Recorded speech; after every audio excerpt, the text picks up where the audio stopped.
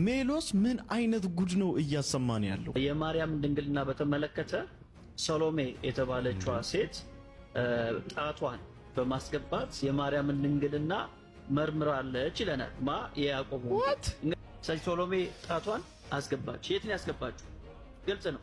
የማርያም ጆሮ ውስጥ አይደለም ያስገባችሁ። የት እንደሆነ በጣም በግልጽ ሁኔታ ማንበብ እንችላለን።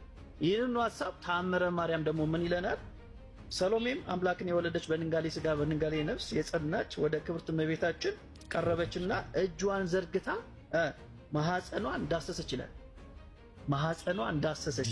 በዚህም ጊዜ የሰሎሜ እጆቿ እሳት እንደገባ ጅማት እረድ ኩምትር አለ በማለት ተአምረ ማርያም ደግሞ ይመዘግባል። ያዕቆብ ወንጌል ጣቷን አስገባች ይለናል። ተአምረ ማርያም ደግሞ ማኅፀኗን ዳሰሰች እና የማርያምን ድንግልና አረጋገጠች ይላል። ሰላም ለእናንተ ይሁን። እንግዲህ ወንድማችን አንድ ታሪክን አንስቶ ለመተቸት እየሞከረ ነው። ያነሳው ታሪክ እንደሰማችሁትም ቅድስት ድንግል ስትወልድ ያው በድንግልና የወለደችውና ይህንን በድንግልና መውለዷን ግን ሰሎሜ ሰምታ ተጠራጠረች ነው እያለን ያለው ታሪኩ። ይህንን ድንግልናዋን የተጠራጠረችው ሰሎሜ ደግሞ የምር እመቤታችን ድንግል ናት ወይስ አይደለችም የሚለውን ቼክ ለማድረግ በእጇ ተጠቀመች። በእጇ ቼክ አደረገች፣ በጣቷ ቼክ አደረገች የሚል ነገር ተቀመጠ። አንዲት ሴት ድንግል ናት ወይስ አይደለችም የሚለውን ለማረጋገጥ ጥንት ላይ ብቻ አይደለም አሁንም ድረስ በባህላዊ መንገድ እንደዛ ነው ቼክ የሚያደርጉት ሰዎች። አንዲት ሴት ድንግል ናት ወይስ አይደለችም የሚለውን ቼክ ለማድረግ እጃቸውን ይጠቀማሉ። ሰሎሜ ያንን ነገር ስታደርግ አክቹዋሊ ተቀጣች ይላል። ያው እጇ ተኮማተረ ብሎ ያስቀምጠዋል። ትልቁ ቁም ነገር ግን ምንድን ነው? ይህንን ታሪክ በመያዝ እነዚህ ሰዎች ምንድነው ለማድረግ የሞከሩ ያሉት? ነገሩን ወዲያውኑ ዝሙታዊ ያደረጉትና ሰዎችም በዝሙታዊ መንገድ እንዲያዩት ለማድረግ ሞከሩ። አንድ ነገር አለ። ቅዱስ ጳውሎስ በቲቶ መልእክቱ ምዕራፍ 1 ቁጥር 15 ላይ እንዲህ ይላል፣ ለንጹሖች ሁሉ ንጹህ ነው ይላል። ሁሉ አለ ለንጹሖች ምንድነው? ንጹህ ነው። ለእርኩሳንና ለማያምኑ ግን ንጹህ የሆነ ምንም የለም፣ ነገር ግን አእምሯቸውም ሕሊናቸውም ረክሷል ይላል። አንድ ሰው የሆነ በተግባር ባያደርገው እንኳን ሕሊናው አእምሮ ዘማ ሲሆን ወይም እርኩስ ሲሆን የሚታየው ነገር ሁሉ እርኩስ ይሆናል። ስለዚህ ይህ የምን ችግር ነው? የውስጥ ችግር። ጌታ ይቅር ይበላቸው። አሜን።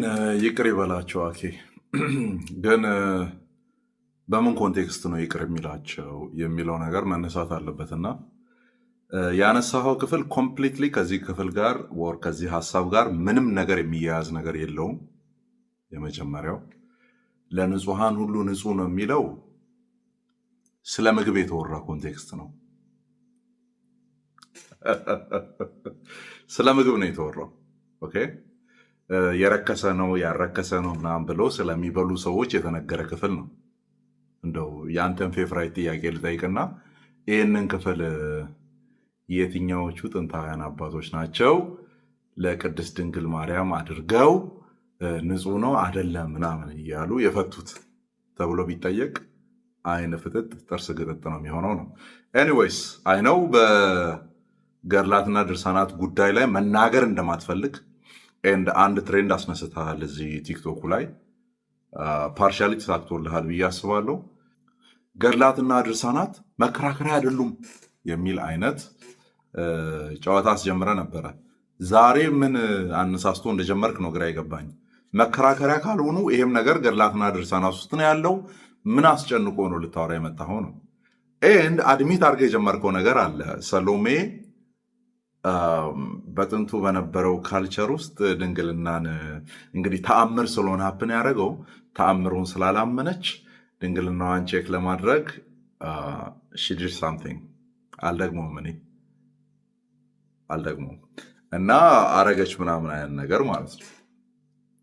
ተቀብለዋል። ስቶሪውን ነው ሰው ገድልን ወደ መቀበል ደረጃ መጥተሃል ማለት ነው። ዳስ ወንደርፉል።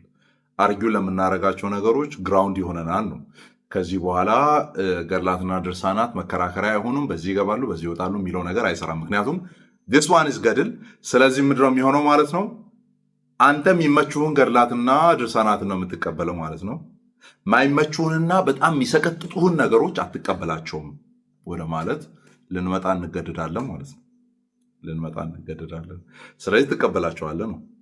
ስለዚህ ቀጣይ ላይ አርጊው ስናረግ አሁን ቅድስት ድንግል ማርያምን ዲፌንድ ለማድረግ ሰሎሜ ያደረገችውን ነገር ለማጽደቅ የመጣበትን መንገድ ሌሎች ድርሳናትንና ገድላትን ይዘን ስንመጣ የመቀበል ግዴታ አለብን ነው። ታስ በቃ ኦቪየስ የሆነ ነገር ነው። አለቀ። ሶ ብሮ አንደኛ ለምግብ የተነገረን ነገር ለዚህ ጉዳይ የምታመጣ ከሆነ ብሮ ዩ ሃቭ ኖ አንሰር።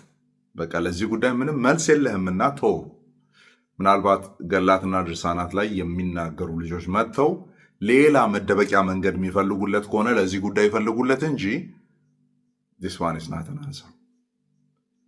ምላሽ አይደለም ይሄ። I know that even አንተ ራሱ በዚህ በመለስከው ነገር እንዳረካበት ማለት ነው። እና ጥሩ ፍንጭ ነው የሰጠህን፣ እንቀጥልበታለን። ያማን